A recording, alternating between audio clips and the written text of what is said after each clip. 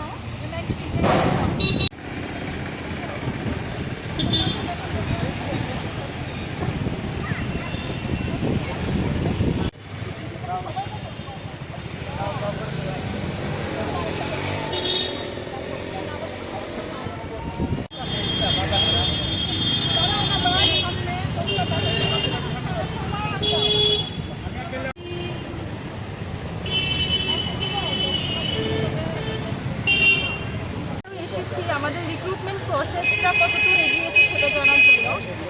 তো সবাই জানে যে আমরা 2022 ডিসেম্বরে পরীক্ষা দিয়ে পাস করেছি। তো আমরা এখনও বসেই রয়েছি। যতদূর আমরা দেখতে পাচ্ছি যে বিভিন্ন স্কুলগুলোতে টিচার সংকট রয়েছে, তৎসত্ত্বেও আমাদের নিয়োগ প্রক্রিয়াটা সেরকম আমরা আশাবাদী হতে পারছি না। তো আজকে আমরা আসার পর আমরা জানলাম যে ডিরেক্টর স্যারের কাছ থেকে আমরা জেনেছি যে এনসিটি থেকে ওরা কাগজ পাঠিয়ে দিয়েছে রুলস চেঞ্জ করার জন্য। যেহেতু আমরা সবাই জানি সুপ্রিম কোর্ট একটা নির্দেশ দিয়েছে, সেই অনুযায়ী রুলস চেঞ্জ করতেই হবে। তো টিআরবিটি থেকেও কাগজপত্র পাঠানো হয়েছে সেক্রেটারিতে। তো সেই কাগজপত্রটা মানে সিগনেচার হয়ে গেলে বা রুলসটা সংশোধন হয়ে গেলেই আমাদের নিয়োগ প্রক্রিয়া শুরু হয়ে যাবে, যেটা স্যার আমাদের আশ্বাস দিলেন আর কি। তো সেই নিয়ে আমরা আশাবাদী রয়েছি। আমরা আশা করছি যে আমাদের জবটা তাড়াতাড়ি হয়ে যাবে, আমাদের নিযুক্ত করার প্রক্রিয়া শুরু হয়ে যাবে তাড়াতাড়ি। সেই নিয়ে আমরা আজকে আশা আর কি সেই জন্য ধন্যবাদ। আমরা 2022 সালের টেট কোয়ালিফাইড। এখন আমরা আমাদের রুলস রিক্রুটমেন্ট প্রক্রিয়াটা কতদূর এগিয়েছে এটার জন্যই আমরা এখানে সবাই একত্রিত হয়েছি।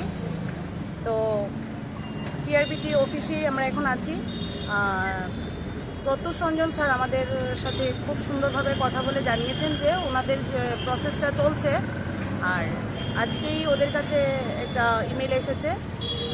ওনারা যথাসম্ভব তাড়াতাড়ি আমাদের যতটুকু সম্ভব তাড়াতাড়ি আমাদের রিক্রুটমেন্ট করবেন, এটাই আমাদের আশ্বাস দিয়েছেন। আর আমরাও আশাবাদী যে আমরা খুব শীঘ্রই নিয়োগ পেতে চলেছি।